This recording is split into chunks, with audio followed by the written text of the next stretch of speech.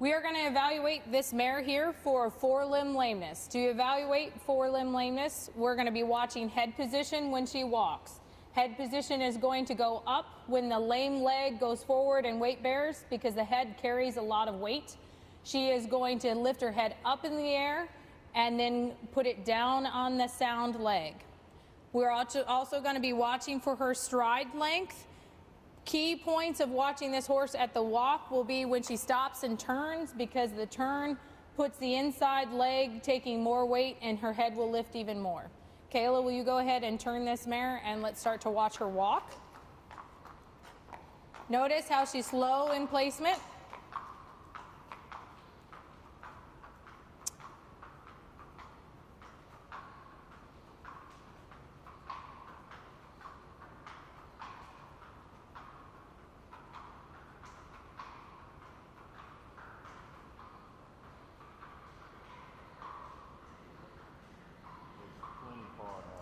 Bring it back.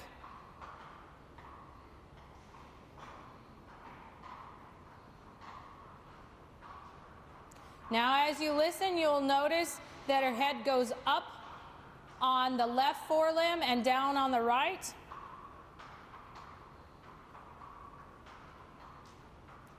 And she hits slightly harder on the right forelimb.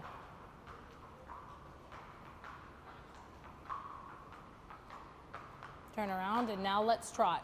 Now we're going to evaluate this mare at the trot.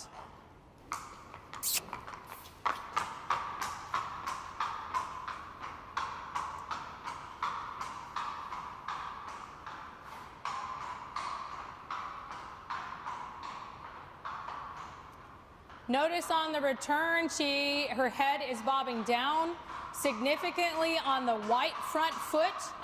That is shifting her weight to the white front foot, making her less weight on the on the left, the brown foot. One more time.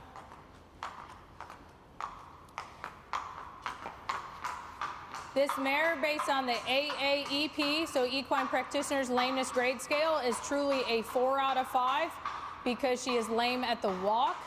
She's severely lame at the trot in the straight line. Noticing once again at the turn there, she's pretty lame. So the head is bobbing down on the right forelimb, up on the left. So the lameness is in the left forelimb here.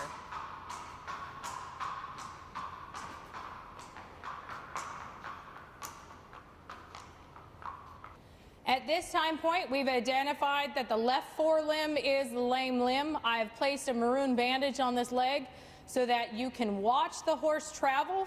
Notice you'll be watching the head and the neck, but also now watch the shoulder and the knee, because you will see that the right forelimb hits the ground and the knee snaps a little harder and faster than the left forelimb with the bandage. Please jog off.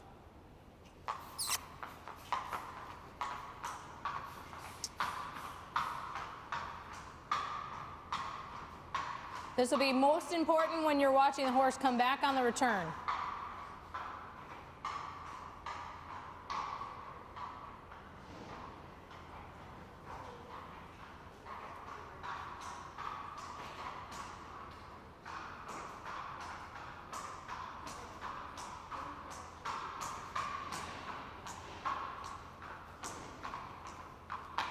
Good. We have identified that this horse has a lameness in her left forelimb. I have performed something called an abaxial nerve block that eliminates all sensation to the lower limb and the foot. And now we're going to see how that has changed and affected our lameness from the beginning. Let's go ahead and ask her to jog off.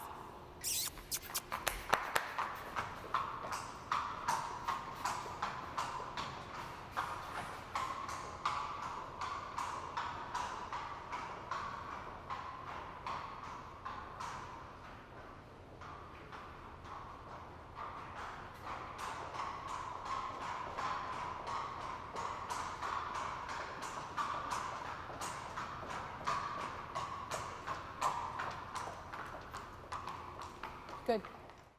We are now going to evaluate this mare for a rear limb lameness. Rear limb lameness has 3 important parts when you're evaluating for lameness. The first thing that I evaluate as a veterinarian is I'm going to be looking at the change in vertical distance of the tuber coxy. The tuber coxy is the point here that is mounted with the white tape, okay? And what I'm looking for is when horses are normally trotting, they shift equally between in a motion like so. Change in vertical distance means that one limb will be dropping and having more up and downward swing. All right, and so we'll be looking for more change in distance up and down of these white flags. You'll be able to see it going away from the camera and returning to the camera.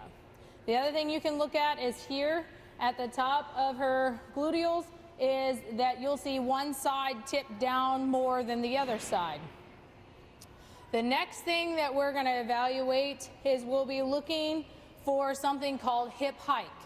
Hip hike is when the lame leg does not want to take much weight, so the sound leg shifts up higher, lifts the whole pelvis up, and then drops down.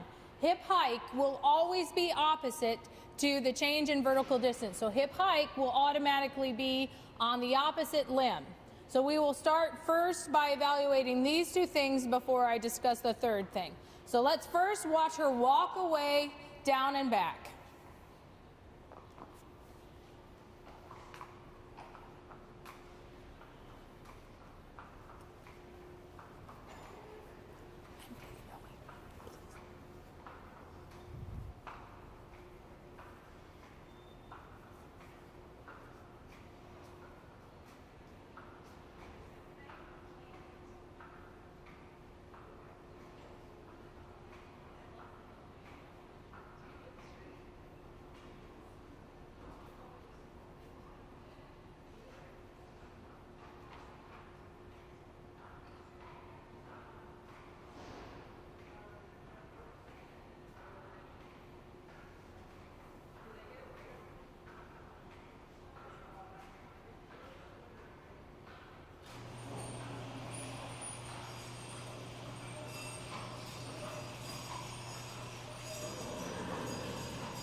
Wait to trot. Just wait. Okay.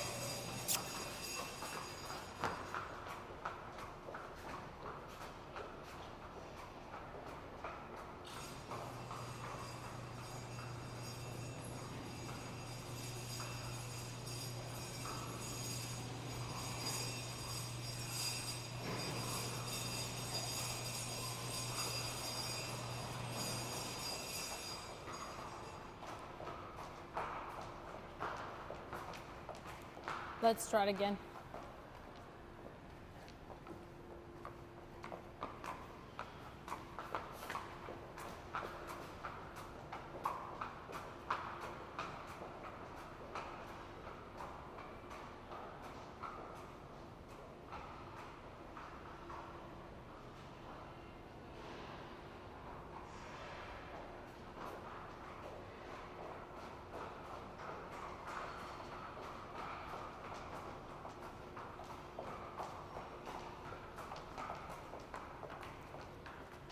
We've watched her trot twice now.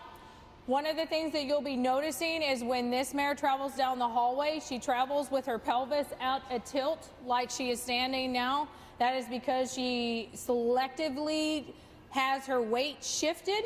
When you watch, you'll see much of this change here where this whole gluteal and the flag is dropping downward as she's trotting.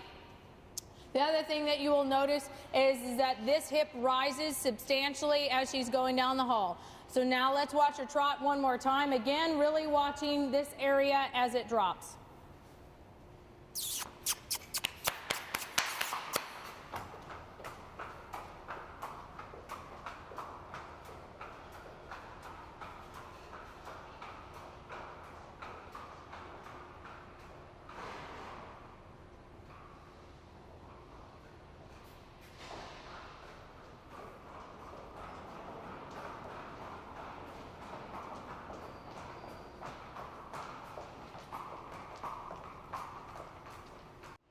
We've now evaluated and watched our change in vertical distance of our tuber coxy. We've looked at the hip hike.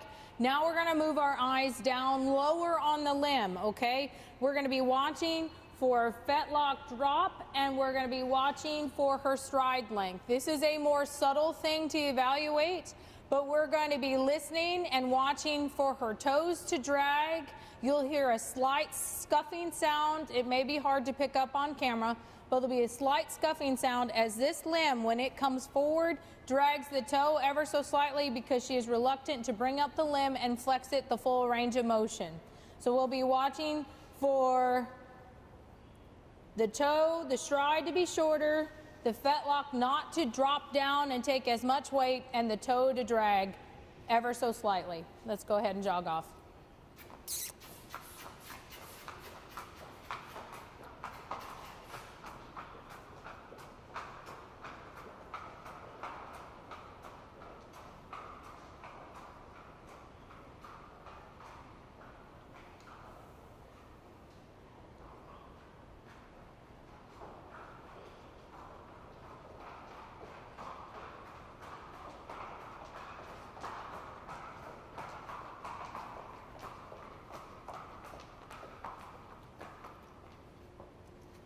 Turn her back around. We're going to watch her go one more time.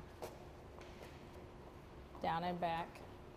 This time when you watch, the toe drag is most apparent when you're watching the return traveling. When you look at her, look through her to her legs at the bottom, and you will see that the toe catches and snaps very quickly, indicating that the toe is dragging.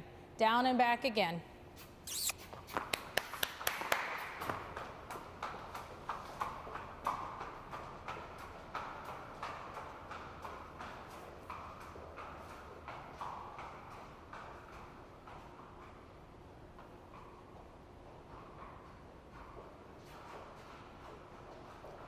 Watch now through her front legs how that limb angles across her body and the toe snaps because it gets caught quickly on the ground.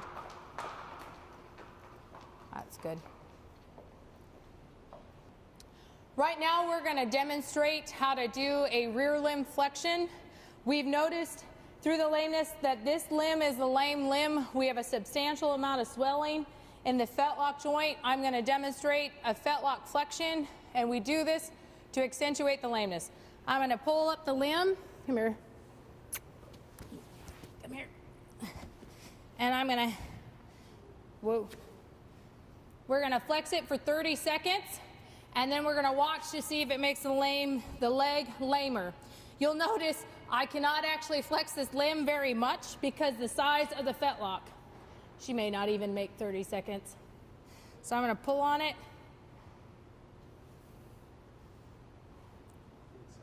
Okay. Switch over to the other side, Kayla. Get ready to. All right, she's gonna go. Go. Hup, hup.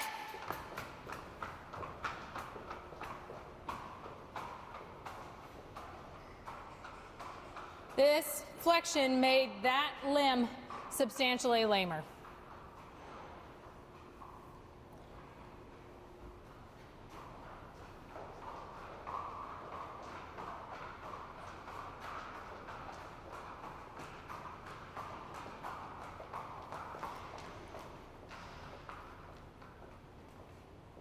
Okay, all right. Okay, we're going to evaluate this mare in a couple different places. One of the things that's going to be key about her is she has a mixed lameness where she has both forelimb and rear limb. She is also a combination of a horse that is structurally not correct, and so her traveling, she has a forelimb lameness, plus her gait has an abnormal gait where you will notice she has a circumduction of her forelimbs. So we're going to watch her go, and I'll talk as she's traveling. Please go ahead and jog off.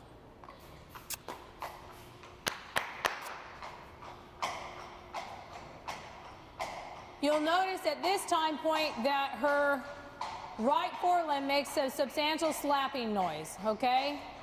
And she's shifting down her nose, going with the right forelimb.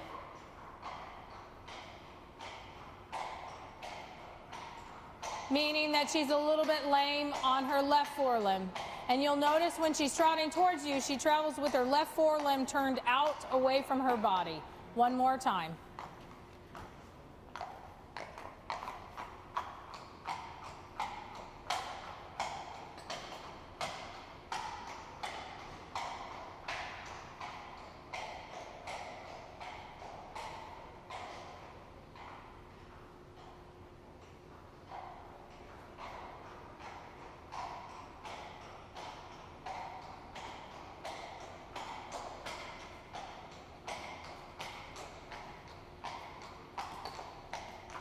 That's good. All right.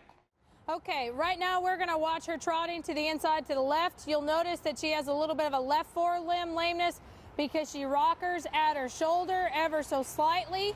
All right, so let's go ahead and watch her go. Right here at the top of the circle is where she does it the most. It's ever so subtle, but you'll see her neck, the bottom of her neck, come down a little bit. She's landing on the outside leg ever so slightly.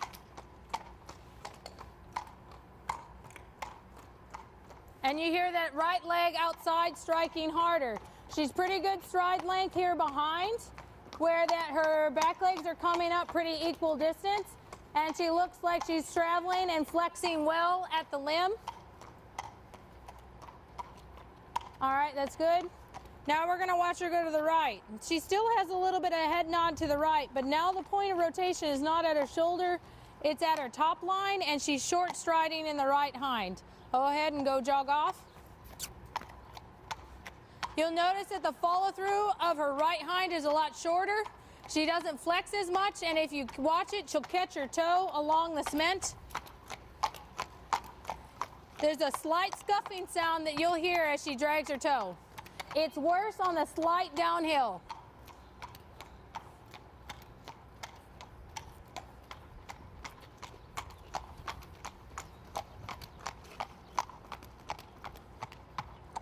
That's good.